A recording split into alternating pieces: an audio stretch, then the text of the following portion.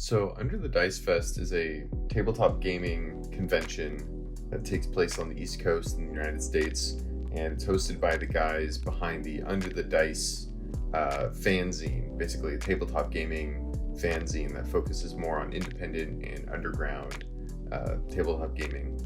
And they put on this 3-day convention just basically as a big celebration of tabletop gaming as a whole. And I was lucky enough to be able to go this year with, I think it was 7 other people from our SoCal Mordheim tabletop gaming group.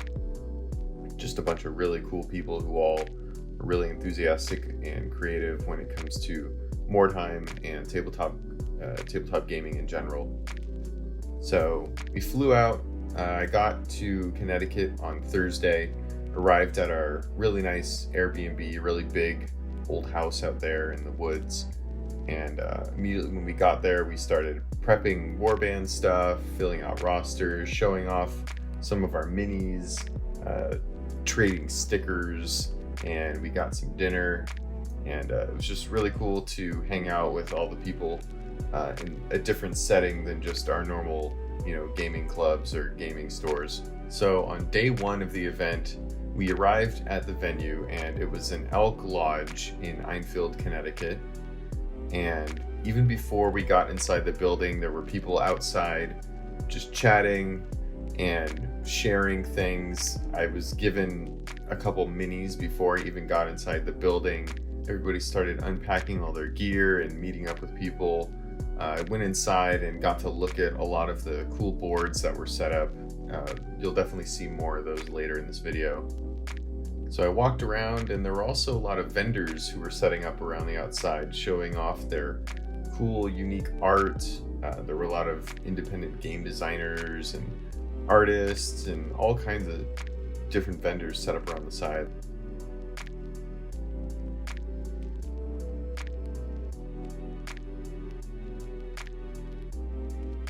But this day was sort of the calm before the storm. There were some people demoing games, and a lot of people started gaming right away. I got like 6 games of Mordheim in this first day, which is wild.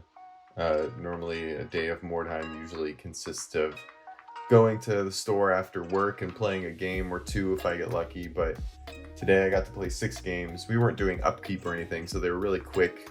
Just fun to meet new people and play some games with people that I've never seen before. I didn't film much of my games because I knew there'd be tons of Mordheim to be played over the next few days. We got to walk around and look at some of the Rusted Demon entries. There were tattoo artists that stayed busy pretty much over the whole convention. Our friend Cleo that went out there with us, she actually got a tattoo. I think it was her first tattoo, which was cool. It turned out really cool. As the day went on, the venue started filling up with people and started getting really hot. We weren't really prepared for the heat and the humidity, but it was fine. It wasn't too unbearable. So yeah, this day was just a lot of people playing their games, chatting with friends, and catching up with people they might not have seen since the last convention or might not have seen in a while. There was also a 1-page rules regiments tournament, which I kind of peeked in at a few times. I didn't really catch what was going on, but there seemed to be a lot of narrative elements, and just everybody seemed to be having a really good time. This guy I met there, Blurs, he won for Best Army, but it was funny because he was across the room when they announced it, so he didn't even know what was going on. Down in the basement, there were people gaming down there, playing Magic, playing other games on smaller tables, and they even had a full bar in this place, which was really cool. And then at the very end, there was some music. It's been a long time since I've been to like a hardcore show, so it was cool to get that experience in. Day 2 was the event that I think most people were there for. This was NEMO, the New England Mordheim Open. I think there were like over 100 people competing in this. I'm not sure. There were 52 tables, I think. But anyway, the day started with people lining up to get in and sign in. and there was a projector on the wall above the like door that said what your matchups would be for the 3 rounds. So each round it would project the big roster of players and show who was facing who and what table you were fighting at. Each round everyone played the same scenario. I thought this was kind of funny because like each table was so vastly different from one another that, you know, you could have a battle on a very small but very tall board or a wide flat board, and those scenarios, even if you're playing the same scenario, they're going to be wildly different experiences on each one. But I guess for a game like Mordheim where it's not hyper competitive, that doesn't really matter all that much.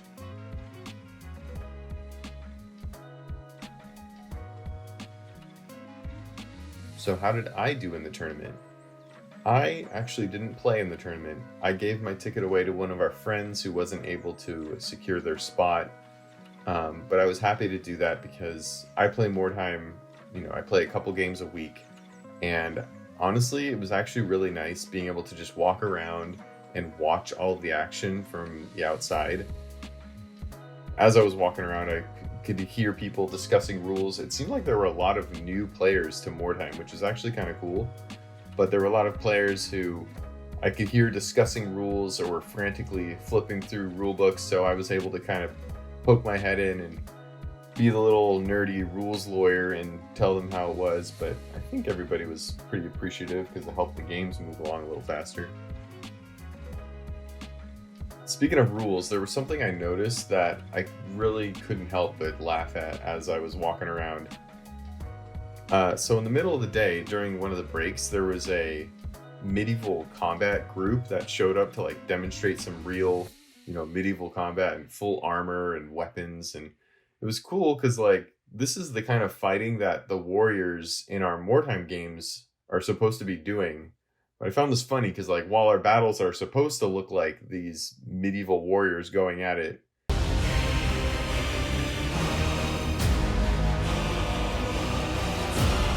in practice, playing a game of Mordheim actually looks like this.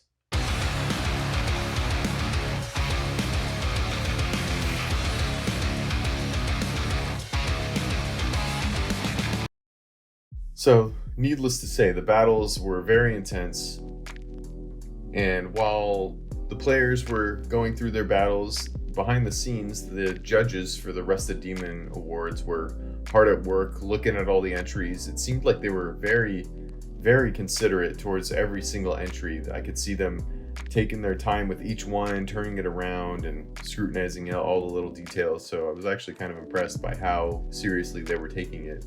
So as for the NEMO tournament, who actually ended up winning? I don't really know who won. Every player got a sheet to fill out. It had room for them to vote for their favorite opponent, and I think there were a few other parameters. I didn't play, so I didn't get to really take a good look at one, but I'm pretty sure all of those sheets got thrown in the trash or something. Because I know our buddy Mike won. He won all 3 of his games, and I know he got voted best opponent by all 3 of his opponents, but that didn't seem to get any sort of award or recognition. So, not really sure who won, but I guess that wasn't really the point. The point was just to see this huge production in motion and have as many people playing as you could get into a room and just see all the people that were so enthusiastic about playing Mordheim. But yeah, seeing all those boards was just something to behold. Like the amount of detail in some of these boards was insane. There was this one board that actually ended up winning or placing somewhere for one of the best boards. I'm not sure what the award was, but his board was perfect for my Cult of the Possessed, which is the only warband that I brought to the event. It was like my warband found a place to be because I have them modeled as a cult of Khorne, the god of slaughter, and his board was just like this chaotic realm of blood and gore, and it just looked so cool. After NEMO, there was an awards ceremony for the best painted warbands, and 2 of the SoCal Mordheim players that we traveled with ended up placing. Dave got 2nd place for his pirate-themed mercenaries, for which he built that awesome land ship, and Dylan ended up getting 1st place for his insectoid themed Skaven warband, which was absolutely disgusting, but really a great work of art by both of those guys. So SoCal Mordheim came through strong at this event. But again, the day wasn't really finding out who the best Mordheim player was.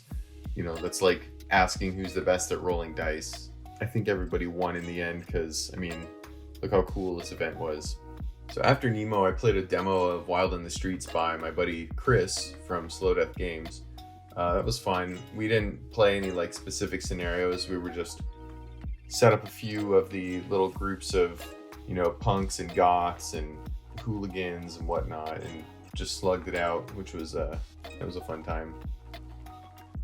And then after NEMO and all that came the Clattering, which was the big event that I was excited about, and I tried to get people hyped up to join it. We had several people who were very enthusiastic. But to be fair, I think the event, I think the Clattering kind of turned out to be a dud. We didn't get many players. We took a while to figure out which boards and tables to use. But once it did start going, there was a lot of action going on. And then the whole thing got cut short by the next music performances. There were some dungeon synth guys that went on. I think day one would have been best when the crowd was a little thinner and the warbands were all fresh and nobody was burnt out from all day playing NEMO or playing Mordheim. Maybe for next year we could plan that a little better. Day 3 started with the Rusted Demon Awards. I don't remember all the names of all the people who won, but all of their pieces were great. I'll try and throw in a little footage of what I was able to get. The lighting in there wasn't great for filming, and I didn't have like a portable light, which is probably something I should look into. But I'll try and show as much of it as I can.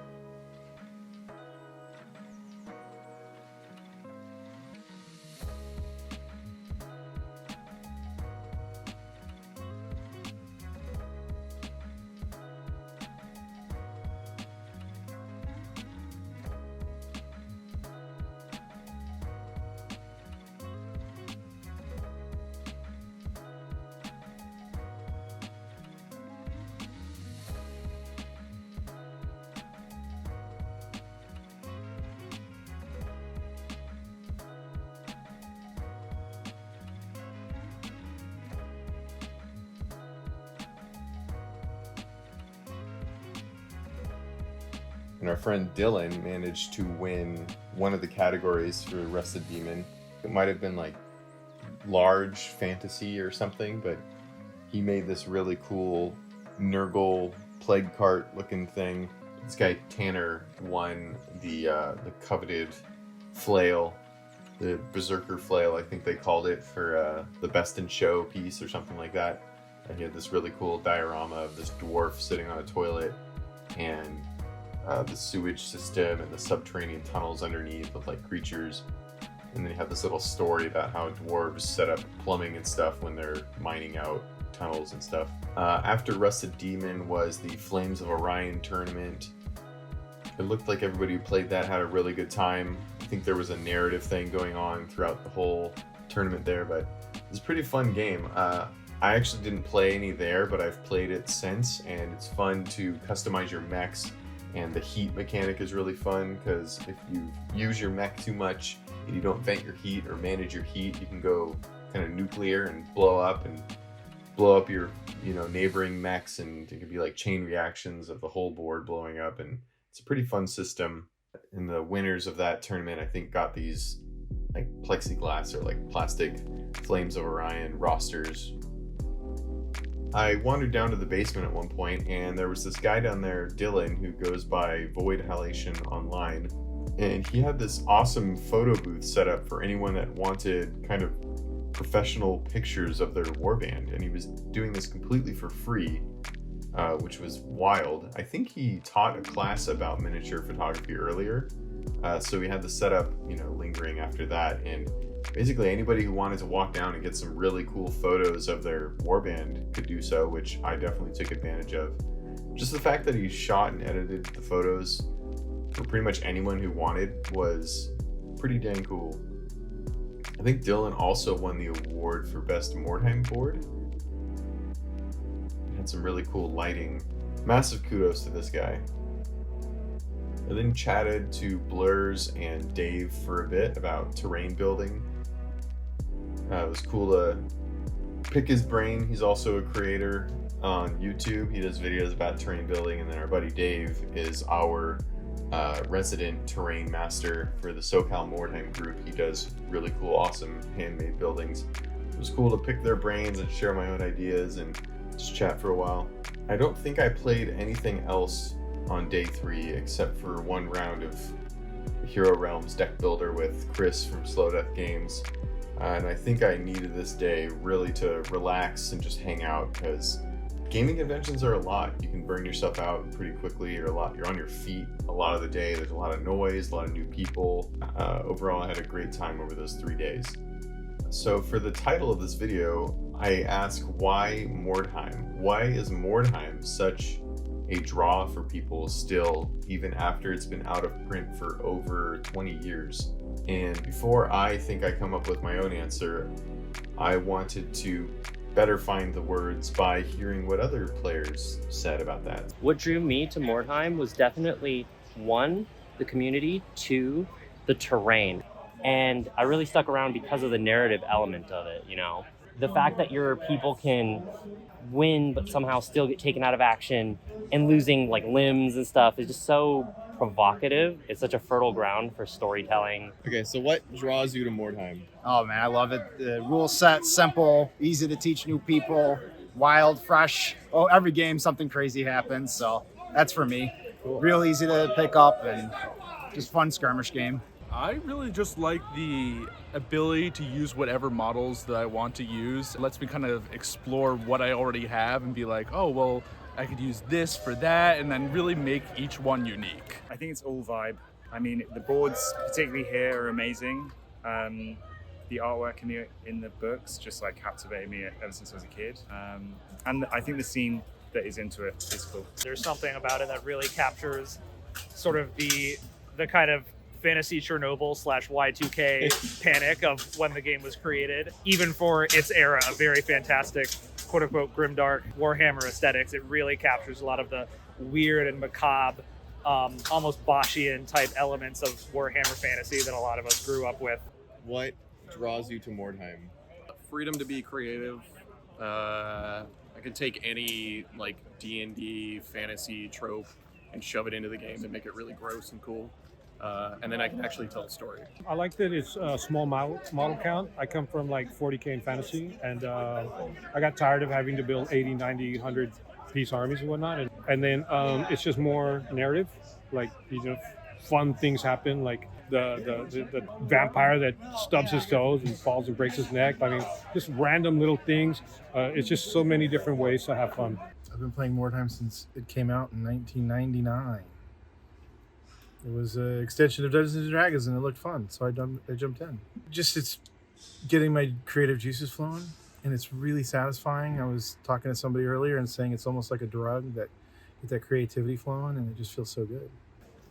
I think it's the creativity aspect of it. You can have a lot of fun, you can create things, and then see it transformed on a table. Just the opportunities with like the kit bashing and stuff is just fantastic, and the kind of aesthetic, like looking at the rule book illustrations for inspiration is great. Yeah, it's just very, very beautiful looking game, and yeah, I really like that. Definitely sort of the more like kind of inbuilt narrative aspects of it, like the actual gameplay itself I'm kind of take it or leave it with, but just all the other aspects around it, like rolling for like what happens to your characters after the battle, is this really cool inbuilt narrative structure that helps promote all these cool stories. It kind of lets you do a little bit of kind of whatever you want when it comes to like board building or gameplay style.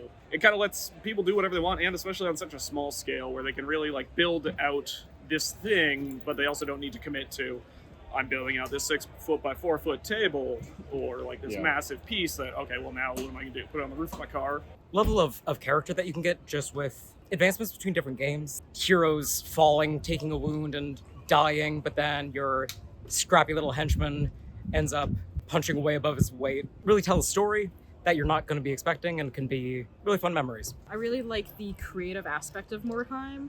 The kind of people that it draws brings out both the creativity in myself, as well as it's just really inspiring to see what people bring to the table and what people have all collectively decided the City of the Damned is. Because it's a quote unquote dead game, we can turn it into whatever we want and make it our own, so we have a lot of ownership over it, So I feel like that suits my style a lot more than like following meta or anything, because the product's done. It's like nothing new is ever coming out for it, so it's up to us to do that. So I really like that outlet for it. I've always liked the Warhammer Fantasy universe, and Old World is too big.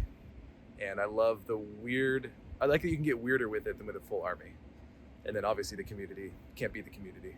Probably the setting and the fact that it combines two things. It combines a historical aspect all with a heavy fantasy aspect, and that allows you to build a lot of different things.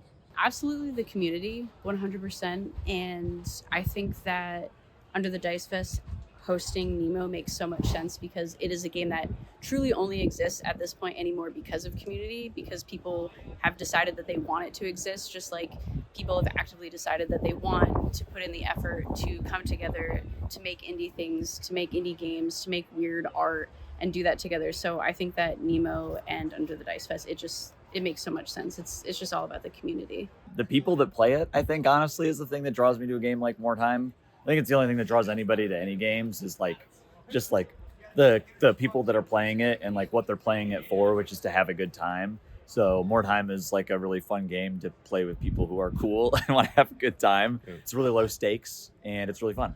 So what draws you to a game like Mordheim? Friendship. Most games for me are not so much about the rule set as much as I think Mordheim is a cool game. It's that cool people play Mordheim, and I don't care about winning or losing. I like telling stories, and that's why I like Mordheim. So I pretty much shared sentiments with everybody who I interviewed about why Mordheim is such a good game. And I think my answer for why Mordheim is still going as strong as it is, despite being out of print for so long, it's the unique combination of narrative elements, room for player creativity, and strategic depth that come together. It's like a trifecta of elements that make a game much more engaging than just, stat blocks and dice rolling. The lasting consequences, the flavor of the book, and the freedom to come up with whatever warband you want and give them themes and get attached to them. It's just such a fun game to really sink your teeth into. I've met so many cool people over the last couple of years playing Mordheim, and they're all so enthusiastic about the game, and they just want to play and meet new people and share their creations and talk about the game. I grabbed a ton of people's business cards while I was out there, and I love collecting people's business cards. How do you represent who you are in the tiniest space possible someone could put in their wallet? And I just really enjoy business cards. Clio made these and I guess gave them to each of their opponents, which is really cool. It's based on that original card that was in the Mordheim starter box back in the day, and picked up a ton of stickers. Stickers swapping seemed to be quite the thing at this event. I'd never been to a game convention before this, so getting a bunch of stickers for free from a lot of people and swapping stickers was just really fun. A buddy bought me a set of the stickers that the event organizers were selling, so I got in a Rust We Trust. And then the Hive Scum podcast is the podcast put on by the Under the Dice guys. And it was just cool seeing all the fun stickers that people brought and were willing to give away. Some of them were really funny. Here's one from the ongoing feud between the Motel 6 and forget what the other hotel was, but there were these two hotels where they had a bit of a turf war going on. People brought their personal game club stickers, this giant sticker sheet. It was pretty funny. As far as game stuff goes, I bought a copy of Sunrot from Matt Ross. I haven't had a chance to play it yet, but I popped it open and took a look at all the cards. The artwork's really cool. I got a really cheap copy of Best of Town Crier, which was cool. I don't have any official Mordheim printed material, so this is the first one I got, and it's got all the stuff for multiplayer scenarios and random happenings, so I was glad to pick this one up. Got a free set of rules for a little game called Mistletoads. You make these little frogs with guns and stuff all over them. That's kind of funny. Haven't played it, but glad to pick that up. Got a free dungeon for like a role-playing game by this person who goes by Tiger Wizard. Picked up quick start rules for Space Gits, kind of a shooty, orky sci-fi skirmish game. The thing that interested me the most was this little sci-fi bounty hunter simulator game called Wanted Reward CC 10,000, and it's by the guy Tanner, who won, Tanner Simpson, who won the Berserker Flail for the Best in Show piece, and I've been kind of obsessed with it. I'm not going to stop doing Mordheim content on this channel, but there are other games that I am interested in, and I'd be wondering if people are also interested in seeing and talking about those games. So I actually got 2 video playthroughs hidden on my channel of Wanted Reward CC 10,000. I haven't shared them yet, but I'll put links to those in the description, and you can see kind of a narrative little playthrough of 2 games for my bounty hunter. It's pretty funny. Let me know what you think about those, and maybe I'll consider posting some more varied content on the channel in the future. I'm so thankful for the guys at Under the Dice Fest to have put this event on and made it such a good time, and I'm so thankful for all the cool people I've met, and I hope to continue going in this hobby for a long time. I think getting people together to all celebrate one shared activity is sort of what humanity is about, and I think I want to see more of that in my life. Thank you for watching. Play more Mordheim, and I hope you have fun.